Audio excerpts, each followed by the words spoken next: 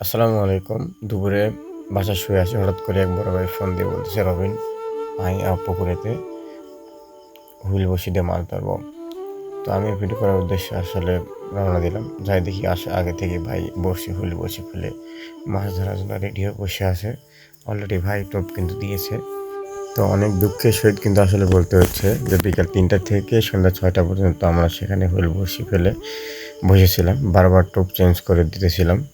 ভাই বারবার টোপ চেঞ্জ করে দিয়েছিল। তারপরেও কিন্তু কোনো মাছ আসলে আমরা ধরতে পারি নাই। খুব দুঃখের সহিত বলতে হচ্ছে।